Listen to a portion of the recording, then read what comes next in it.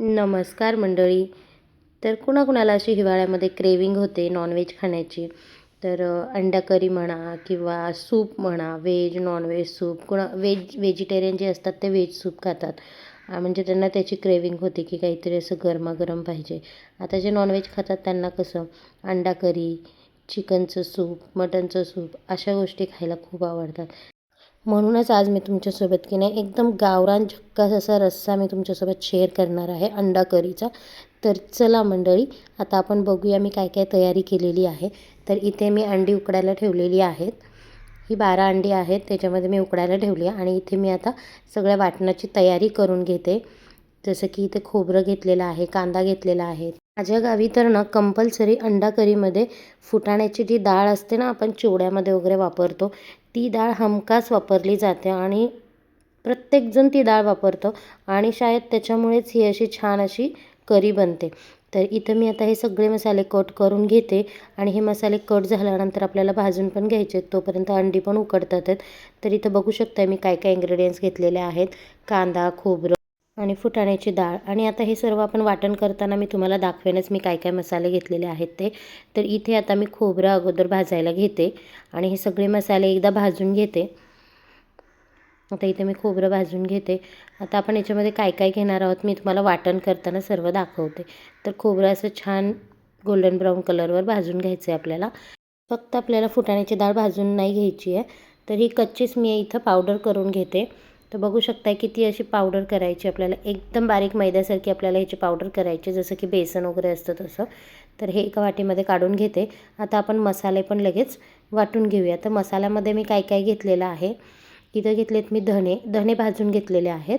आणि अद्रक, लसूण आणि खडे मसाल्यामध्ये लवंग, दालचिनी आणि मिरे हे 3च घेतलेले आहेत मी. बाकीचे कुठलेच खडे मसाले घेतलेले नाही आहेत. तर याच्यामध्ये आता आपण टाकूया भाजलेलं खोबरं. आता हे छानपैकी आपण कोथिंबीर टाकून वाटून घेऊया. हे छान वाटलं की आपल्याला याच्यामध्ये लगेच कांदा पण टाकायचा आहे भाजलेला. इथे हे अशी पेस्ट झालेली आहे खोबऱ्याची. आता याच्यामध्ये कांदा टाकला की मग हे बारीक असं वाटलं जातं. नुसतं खोबरं असलं की ते पटकन वाटलं नाही जात. तर इथे आता मी हे कांदा सगळा याच्यामध्ये टाकून घेते भाजलेला. आणि ह्याची छान अशी पेस्ट करून घेते. लागलंच तर तुम्ही थोडंसं पाणी यूज करू शकता. मी थोडंसं पाणी टाकलेलं आहे याच्यामध्ये. आणि बघू शकताय किती फाईन पेस्ट केलेली आहे याची. तर ही अशी पेस्ट करून घ्यायची. आणि आता मी अंडी उकडलेली आहेत, ती आता मी सोलून घेते. अंडी पण बघा किती छान उकडलेले आहेत, एक पण टचलेलं नाही आहे किंवा ते असे अंडी फुटून बाहेर पडतात तसेही नाही आहेत.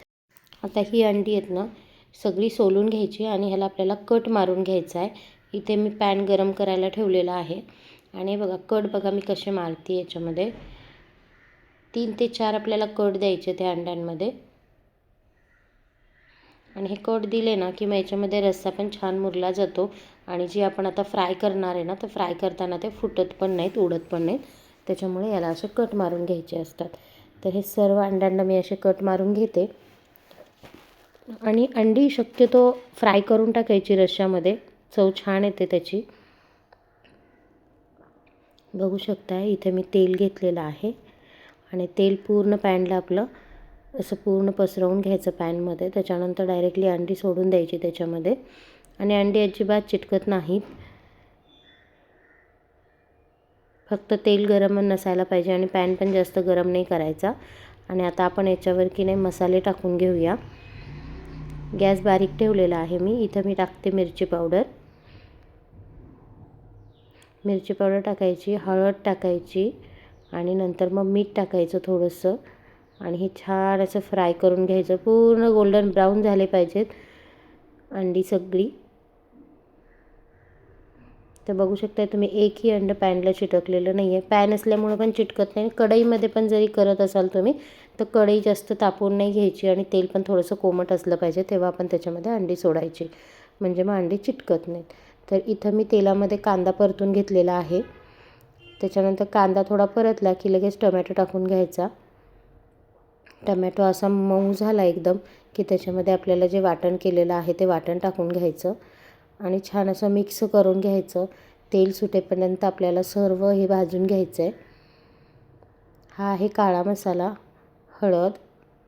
हे छान असं भाजून घेऊया परत एकदा.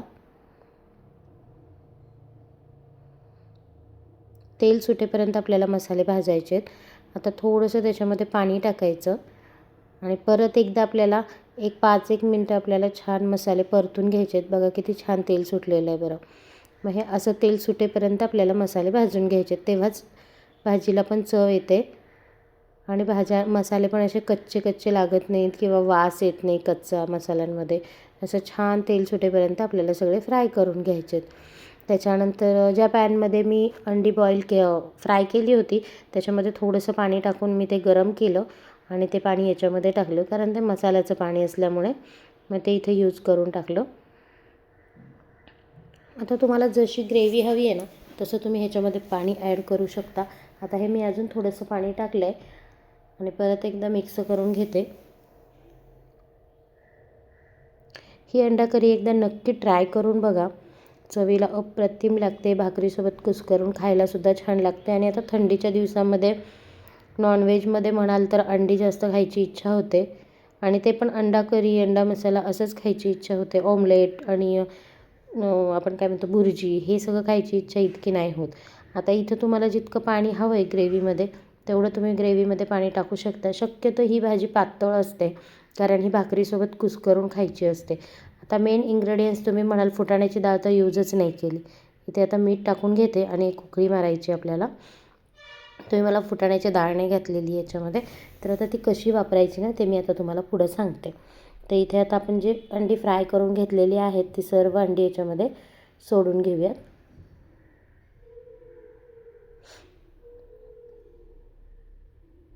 भाजीला कलर किती सुंदर आलेला आहे बघू शकताय तुम्ही. भाजी बघूनच तोंडाला पाणी सुटणार आहे. छान अशी उकळी आली की आपण जी फुटाण्याची डाळ आपण वाटून घेतलेली आहे त्याची अगोदर पेस्ट करायची आपल्याला पाणी टाकून. आणि बघू शकताय मी किती पातळ पेस्ट करते ते पण बघा तुम्ही. आणि अशा पद्धतीने एकदा नक्की अंडा करी ट्राय करून बघा. भाकरीसोबत मस्त कुस्करून खायला छान लागते भाजी ही. कांदा, लिंबू हे अशी पातळ आपल्याला पेस्ट करायची, कारण हे नंतर थिक होतं परत त्याच्यामुळे. तर आता ही पेस्ट आहे ना उकळत्या करीमध्ये आपल्याला टाकून घ्यायची आहे आणि त्याच्यानंतर आपल्याला परत एक उकळी काढायची आहे भाजीला. तर इथं ही अशी भाजी उकळते त्याच्यामध्ये आपल्याला ही पेस्ट. आणि ह्याच्या गाठी वगैरे होत नाही. आपण जर का असंच पीठ टाकलं असतं तर गाठी होतात, पण पाण्यामध्ये जर आपण मिक्स करून टाकलं तर गाठी होत नाही. बघू शकता किती सुंदर असा कलर आलेला आहे भाजीला आणि अप्रतिम चवीला झालेली होती. झणझणीत जशी दिसते तशीच चवीला पण झालेली होती. आणि आता याच्यावर मस्तपैकी अशी कोथिंबीर टाकून घ्यायची. एक माणूस 2 ते 3 भाकऱ्या सहज खाईल अशी भाजी असेल तर. इथे कोथिंबीर टाकून मस्त असं सर्व करून घ्यायचं. ही गावाकडे अशाच पद्धतीने भाजी करतात, कारण मी लहानपणी फक्त पाहिली होती. तेव्हा मी बनवत नव्हते, पण मी सगळं पाहिलेलं होतं. त्यावेळेस माझी मामी किंवा माझी आजी कशी करायची तर मी त्या पद्धतीने हे ट्राय केलेलं आहे. किती सुंदर दिसतोय कलर, किती छान आलेला आहे, कट किती छान आलेला आहे भाजीला. मी तेल पण जास्त वापरलेलं नव्हतं, तुम्ही बघितलेलं आहे. आणि मी मसाले पण खूप कमी वापरलेले आहेत. तर कशी वाटते आहे प्लेट नक्की कमेंट बॉक्समध्ये सांगा. व्हिडिओ आवडलाच तर लाईक, शेअर, सबस्क्राईब करायला विसरू नका. So thank you for watching.